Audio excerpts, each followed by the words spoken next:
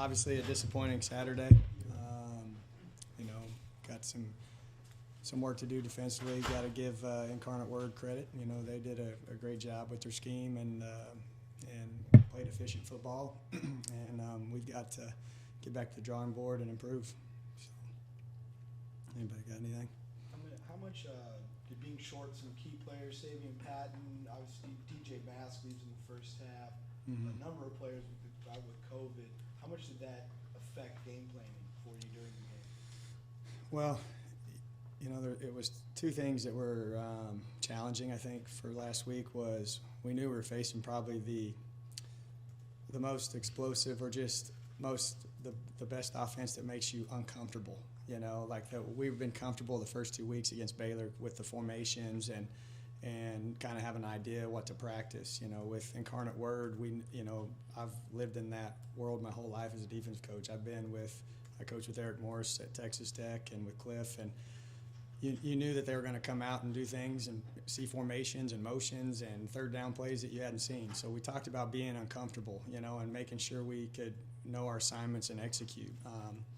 And so we put a lot of effort into that. But then when you have the issues of losing guys, you know, and not having the amount of DBs, it's hard to position those guys and get them confident all the time in certain settings, you know. And then when you lose a guy like DJ in the game, and you put Drake at nickel wholeheartedly, who did a fantastic job for the role he was put in, you know, it makes your third down packages different. Makes your sub packages, you know, your coverages a little bit more difficult to call. You can rep them a bunch in the hotel all you want, but when they start running all over the place and start motioning and stacking, you know, those kids, it's hard to get them comfortable. And we struggle. We were playing behind, you know, from that standpoint. When I played man early, they caught some tight balls and some good throws and catches, and we just weren't covering them like I was hoping. And then when we went zone, quarterback was able to move a little bit and find holes, you know, and so we gave them a full gamut. But I think where it was really evident was in third down. You know, we had packages that we had gone into that week where DJ was going to cover a certain guy, number 12 obviously, and we had some assignment stuff that we were going to scheme to eliminate their two good wide receivers. And when that happens, you put guys in different spots, you know. I was really thankful that, you know, when DC that we didn't lose another guy in the first half, or we'd had to do some major shuffling, you know. So we were at least able to keep out of the nickel guys out there, the 5 DBs, you're at least able to keep 4 of them in a comfortable spot to where they knew exactly and had practiced what was going on.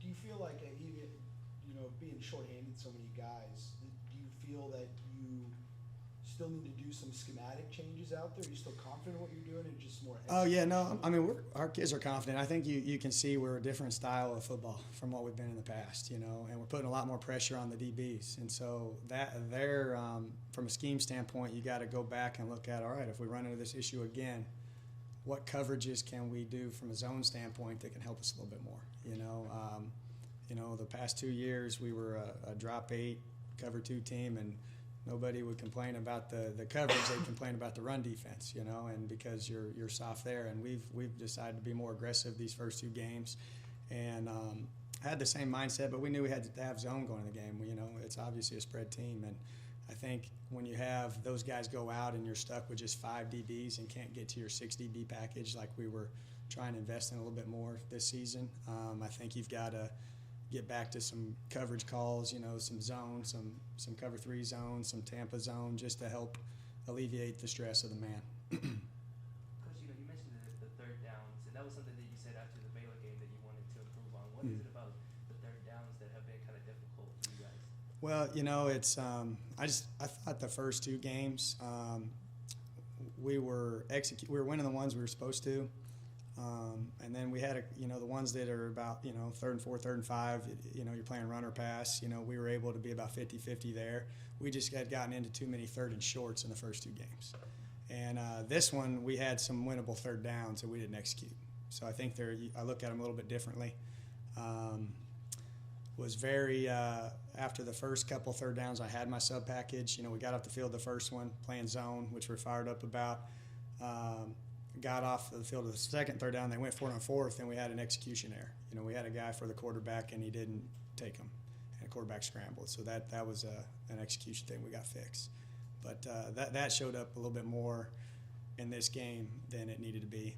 And you can say it was a lot because of the guys playing different spots, but, you know, as I went through last year, I'm done with that kind of talk. You know, we've got to find a way to improve, have answers, and get things done. You know, with Eastern Michigan coming up, what are you expecting from their offense this week? Very similar to FIU. I think they are one of the best teams in the country at getting into the right play. They don't have a wild, outlandish tempo, but they utilize it to be successful. You know, they try to get first downs. And if you're playing the run and you're loading the box, they're going to check, and the coach is going to get them into a good, you know, solid pass play where they can complete. You know, it's going to be it's going to be a chess match, and we're going to have to get in and out of different calls, and execution is going to be important. You know, they do a good job of finding ways to run the ball and lighter boxes, but then they also have some good run game that can help them when you are running. You know, they can run the quarterback some. They'll pull a bunch of guys. You know, so they're efficient in what they do. And you know, I think over the last few years they've been really good at time of possession, getting first downs, and finishing drives.